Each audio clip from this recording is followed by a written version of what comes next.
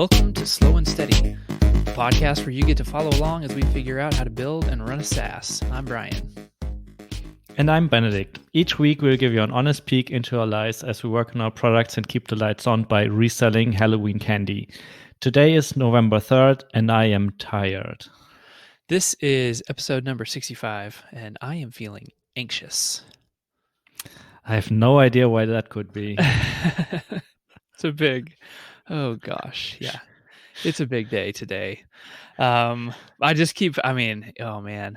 curious what the news will be when people are listening to this. I just keep reminding myself the likelihood that we're going to have any sort of certainty at the end of today is, is probably quite low. So yeah, I'm just trying not to think too much about all of the various potential outcomes today, but yeah, it feels like a really big day. I'm strongly considering to just lock my phone away tonight. So I and don't look at the phone or anything when I get up tomorrow morning, because last time I was barely waking up, checking the time, and there was a push notification from the local news channel, and it wasn't a pleasant wake up.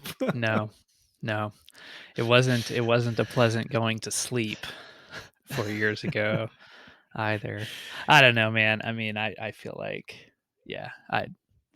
I'm just trying to tell myself it does not matter what the outcome of today is. Our current president is so phenomenally untrustworthy that if the results show that he has lost the election, all that is going to do is cause him to, inject even more chaos and madness and conspiracy BS into our, national discourse. He's the greatest threat to democracy that exists in our country, and I can't believe that anybody here would still consider to vote for him. And I don't mind saying that. So it's crazy. Yeah. It's really, really frustrating. It's crazy, but I guess at the moment people listen to this, they already know the results, or a result, whatever that might be. Yeah. A snapshot. Yeah. Well, anyway, so that has me feeling a little bit, quite a bit anxious just about the general political stability here in the country. But the good news is that I've had some work stuff, some contracts come along that are, keeping my mind occupied. So I mentioned last week, hey, it looks like this contract, with my digital strategy contract with this other employee engagement company, still waiting on that to see what happens. Probably 15 minutes after we got done recording, I got a text from my friend there who was like, hey, I got the okay. Looks like we'll be, getting going. So nice. That's awesome news. So the specific start date is still being hammered out. I won't, really be celebrating until the money hits the bank. But that's always a smart choice. Yeah. But it's definitely looks like a good sign. So I will be really excited to. That's awesome. Get that completely kicked off and stay in that sort of a headspace. This week, I've got a new client this week, and I'm doing a batch of jobs to be done interviews for them. So that's taken probably half of my time this week and some hours at the end of last week to onboard and prepare for it. So that's felt like a really nice and welcome change, and some good good numbers on the balance sheet. A couple of good things coming my way there. And very nice. Yeah. So how did that opportunity present itself? Like the jobs to be done interviews gig. Where did that come from? They found my website. by searching for jobs to be done examples. And so Nice. article on the website actually led to a lead. So now I just gotta figure out how to do that a whole lot more. That might be a first. Yeah, it is a first for me, I can tell you for sure. Um, so yeah, just a completely random, inbound lead that turned into a job, and so yeah, good Super cool. stuff there. Nice. Yeah, good stuff there. I guess I can give the real quick update on brand patrol. I was kind of messaging back and forth with Jack McDade the other day about it. It was basically like, I feel like I can say pretty certainly it is invalidated for this tech segment. Mhm. So many people are saying, yeah, man, that's annoying. We don't really worry about it though. It's like, it's kind of a, wish it didn't happen. And other people are like, you know what? I don't even bother with that. Um, and so I just don't think that there's any demand. There's enough demand on the tech side of things.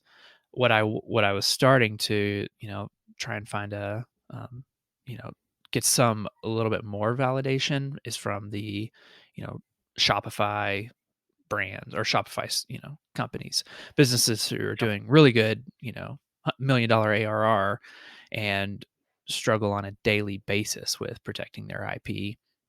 And so it's still a little bit too early to tell because I haven't gotten enough responses back, um, to know how much pain is there, and if they're willing to pay for a system or an app that will make the steps that they have to go through to resolve those things faster, and take up less time and easier. So um, it certainly feels like if there is an opportunity, it's with a different segment than where the idea originated. So, but we will see.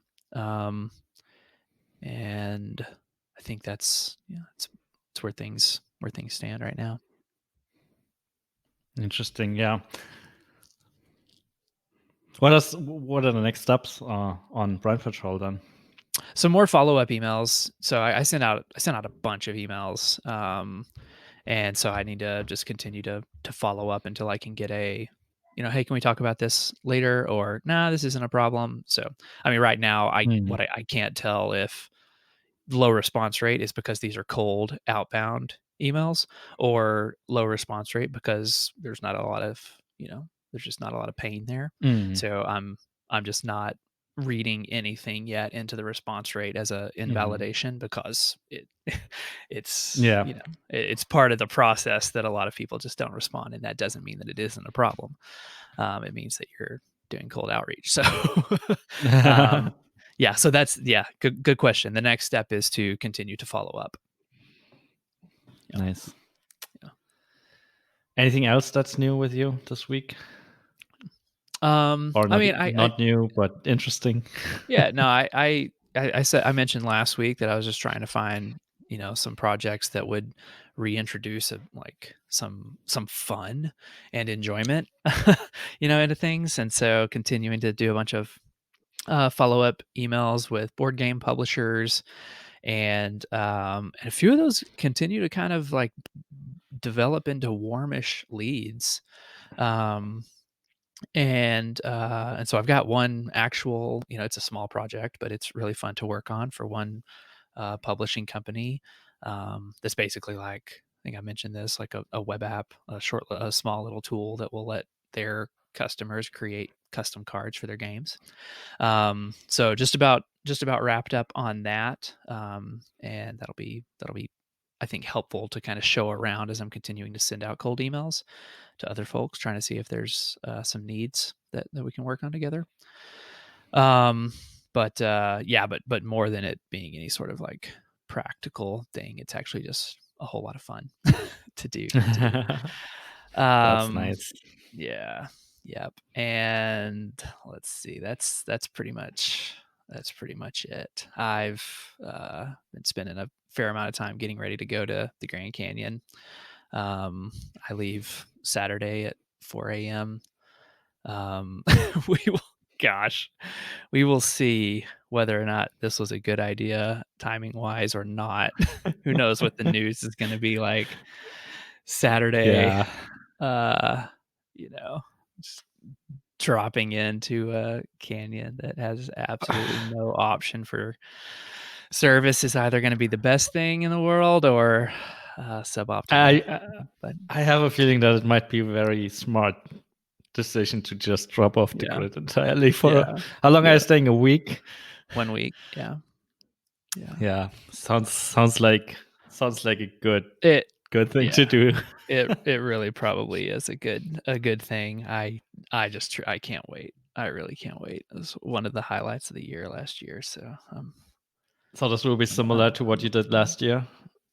Yeah, we're basically picking up where we ended. And so we're going to drop in and camp on the first night where we camped the last night last year. And so then we will carry on, in the from there. So it'll be mostly all new terrain. And oh man, yeah, gosh, I'm just thinking about it right now. I can't wait to go. So how are you? How are you, man? You've had some really busy, you've had some hectic and stressful and busy weeks recently. Yeah, and it's not going to change anytime soon. At least that's what it feels like. On top of that, I'm not sleeping well recently. I'm back to basically just waking up super early with my mind immediately starting to think about business stuff and should I do this? Should I do that? Should I do it this way? What about this? What about that? So yeah, that's not really helping recently. I feel very tired every day. But other than that, yeah, just like doing a lot of stuff, trying to push the thing forward, but it feels a little bit like a hamster wheel recently. But in good news, I guess we launched a podcast on congrats yesterday on Monday. Yes. Initially we wanted to do this last week, but then a fellow Tiny Seed member slash podcaster, Peter Zoom, launched his podcast last Friday, and our submission to iTunes was accepted and reviewed Thursday night. So we were like, let's not launch 2 podcasts on the same day. So we decided to postpone it to Monday, but now it's out. There are 3 episodes out there already. One with Samuel Hulick, one with Adi Pinar, and one with Ramli John, and they're all about onboarding, various aspects of onboarding. I listened to them yesterday, and I'm really, really excited about the quality of content that Jane created with those podcasts. So really, really good production. That is awesome. I'm not just saying that because it's a useless podcast, but I get genuinely enjoy it. She is genuinely extremely talented at what she does. She's been at it for a while. Yeah, she perfected the interviewing over the years, doing her own podcast. But this was almost entirely her project. I think the only contribution I made to this was helping to set up the website. So she designed the website in Figma, and then we created the pages on the website. And I wrote some code to pull in episode information from our podcast host and stuff like that. But everything else, like the artwork, all the interviews, talking to people, was basically her doing with some help from Angie, our VA of sorts. And exciting to see big projects like this just be launched without my involvement. Yeah, exactly. Seems like one of these perfect examples where having a co-founder with entirely complementary skills is where 1 + 1 = way more than 2. Yeah, absolutely. Congrats on that. This was a good one. Yep. Other than that, we also launched our new pricing last week. I think I mentioned it last you did. Tuesday. and we had some more conversations with people from Tiny Seed, and in the end, just pulled the trigger and launched it. We settled on a new base price of $99 per month, and then $10 per additional set of 1,000 users, which is essentially like we basically canceled our previous entry plan at 49 for 1,000 users, and now the starting plan is 99 for 5,000, and then up from there. Yeah, it was a big step. Like we were discussing the price until the very last minute, I think. Yeah. On Thursday, we were still unsure what exactly to do. What did you decide to do with all of your current customers who are on the $49 plan? Right now, we didn't touch any of them. Okay, like they we didn't announce stay it. where they're at. Okay, cool. They just stay where they're at. But what we started to do is basically in user list, we have a segment with users that are exceeding their current plan.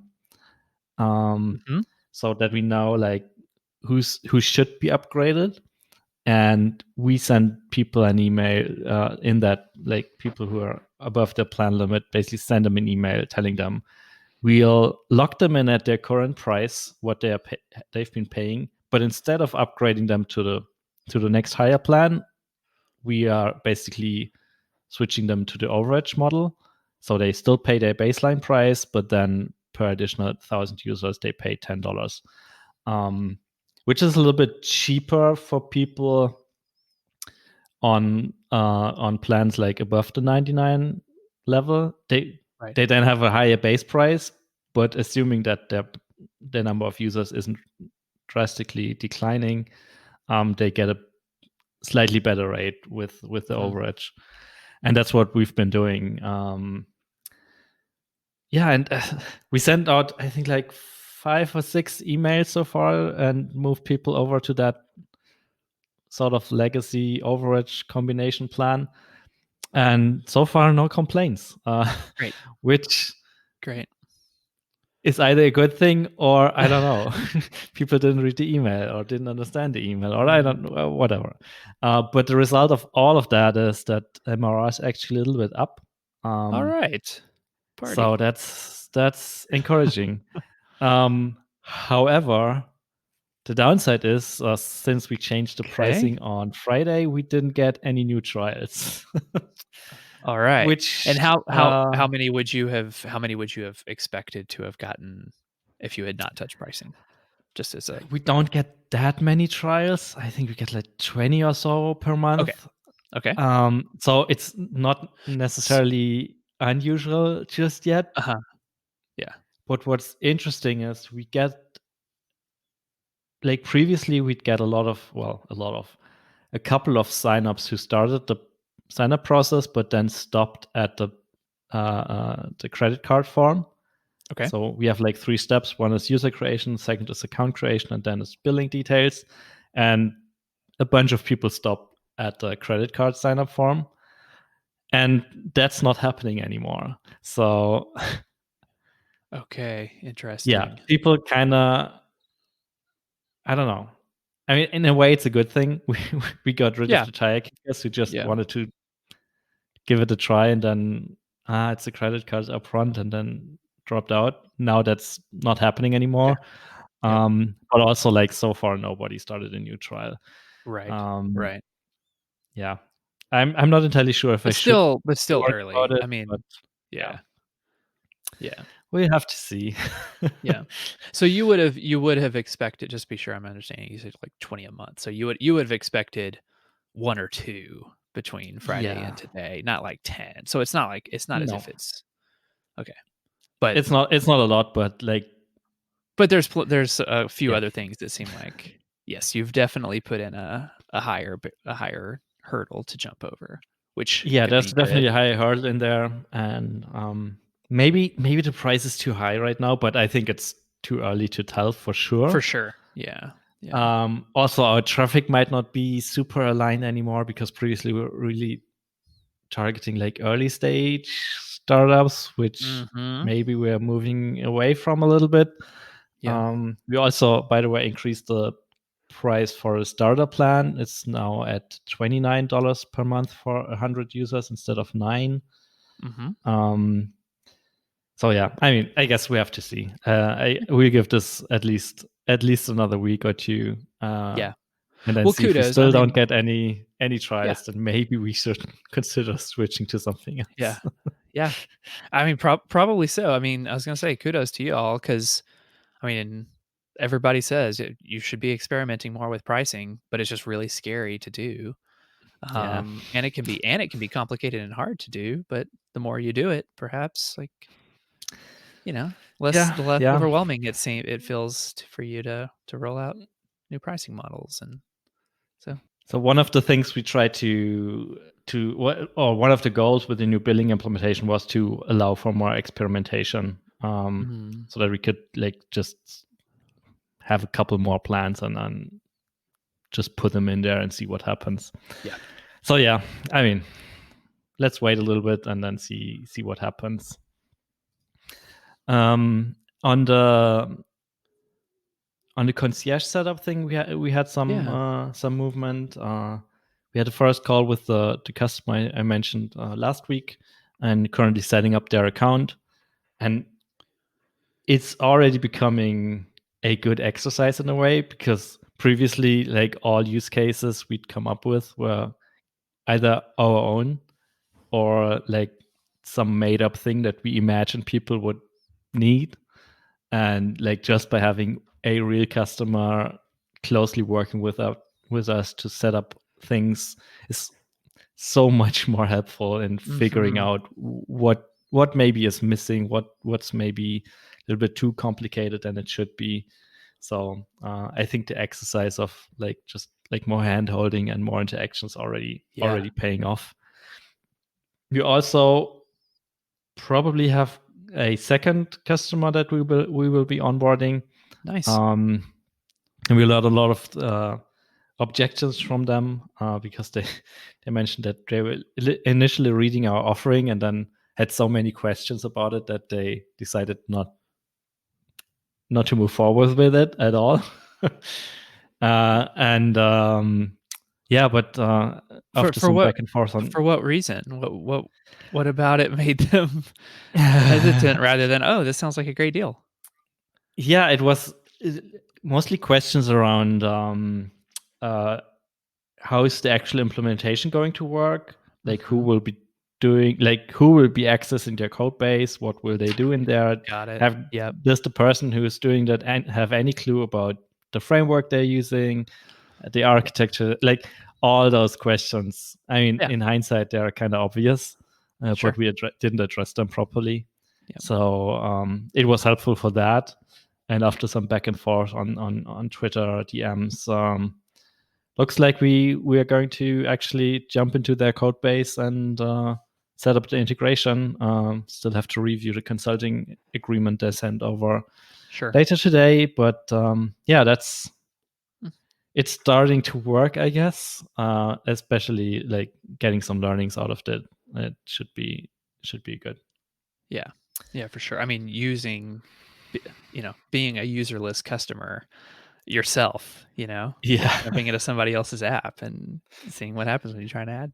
That's can't imagine how many insights you must be getting from that. That's great. That's great news. So far, it's super valuable, and I hope that I think the new customer is on Laravel, so I'm hoping to get at least a Laravel library out of this, just building something and integrating it into their application. So hopefully setup for Laravel customers will be a lot easier after this. So it's already worth it if we can pull this off. Yeah, for sure. Yeah. Also inspired by the other customer is we added company support to our segment integration. It's not companies are not visible in the UI, but as the data model is in there, I figured hey, let's just see if we can add this. It was so nice. It was a feature that I was able to implement in 20 minutes. I think this didn't happen in a long time. Yes, exactly. This should be easy. Oh, whoa! It actually was. It's fantastic when those actually happen. Come along. Yeah, and I had this on my to-do list for quite a while now. I was like, yeah, I should probably look into this. And the first concierge setup customer were like, yeah, and we're using groups and segment, and it would be nice to have those in user list. And I'm like, yeah, I look into it, and I realized it was basically adding 10 lines of code or so to user list itself, and it just worked. So that was nice for a change. That's awesome. Yeah, I think that's mostly what was happening over the last week. This week, I'm focusing more on the company's feature because I just want to get this done. I feel like stuff is just. I think one of our problems is that we take too much time with everything, and part of that is our own perfectionism that we have to get rid of. And it's just like break things down to smaller chunks and just release stuff more often and earlier. And even if we know it's crappy, just put it out there so the bare minimum is there, and not try to come up with the perfect solution right from the start, because we're just way too slow. And that's my focus this week. That's my focus this week, to get some version of the company's feature out there, even if it's a shitty one. I have to get over my perfectionism. And Jane is similar to me, so we're not it's not helpful. You don't have the balance of somebody else who's pushing for faster. And the other thing I'm doing this week is I'm planning onboarding improvements, because it still looks like that we are losing too many of our trials, and we're losing too many of the customers who convert into paying but then churn out after a couple of weeks. So this is the other focus of this week. Come up with a concept and some outlines and drafts for how to improve our onboarding. But that's about it. Right on. Jane's on vacation this week, so I will be doing our happy hours call this week without her. Cool. Last month she did the call without me, so this time she's the one on a leave. And so if anyone wants to join and maybe make this more technical than usual, please join on Thursday, 11 a.m. EST. So okay, cool, good deal. All right, well, I was about to say I'll see you next week, but I won't. So I'll see you in 2 weeks. Enjoy your time off the grid, deep down in the canyon. Yes, I think that I will. I'll be looking forward to getting out and hearing the next week's podcast on my drive home. Still have to figure out what exactly I'm going to do, but okay, right on. It'll be great. All right, man. Good catching up, and talk to you soon.